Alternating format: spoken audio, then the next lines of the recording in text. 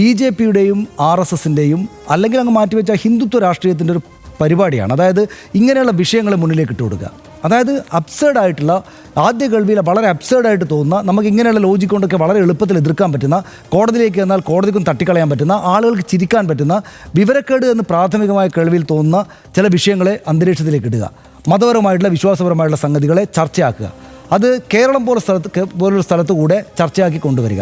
ഇപ്പോൾ ഈ ഗവർണർ ചെയ്യുന്നതും ഇപ്പോൾ ഈ സെൻസർ ബോർഡ് ചെയ്യുന്നതൊക്കെ ഏതാണ്ട് ഒരേ സംഗതിയാണ് എന്നാണ് ഞാൻ വിചാരിക്കുന്നത്. ഇപ്പോൾ ഭാരതാംബ അവർക്ക് തന്നെയും പല അഭിപ്രായങ്ങളുള്ള ചിത്രമാണ്. ഭാരതാംബ എന്നാണ് അവർ തന്നെ വിളിക്കുന്നത്. ഒരാളുടെ ചിത്രം ഒന്നാണ്, മറ്റൊരാളുടെ ചിത്രം മറ്റൊന്നാണ്.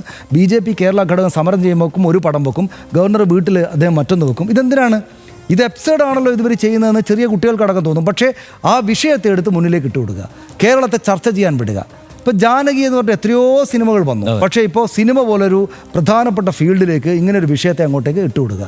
അപ്പോൾ ആ വിഷയത്തെ നാട്ടിലേക്ക് ഇട്ടിട്ട് ചർച്ച ചെയ്യിച്ചിട്ട് ഈ നമ്മൾ ബ്രെയിൻ റോട്ട് എന്നൊക്കെ പറയില്ലേ, അപ്പോൾ ഒട്ടും ഗൗരവമില്ലാത്ത ഇത്തരം വിഷയങ്ങൾ ഇട്ടിട്ട് മതവും വിശ്വാസവും ചേർത്തുള്ള കാര്യങ്ങളെ ഈ ഒരു ഹെജിമണിക്കായിട്ട് ഇങ്ങനെ പരത്തിയിട്ട് അതിൽ നിന്ന് രാഷ്ട്രീയ നേട്ടം കൊയ്യാമെന്നുള്ള ഒരു രാഷ്ട്രീയ ബുദ്ധി കൂടെ ഇവർ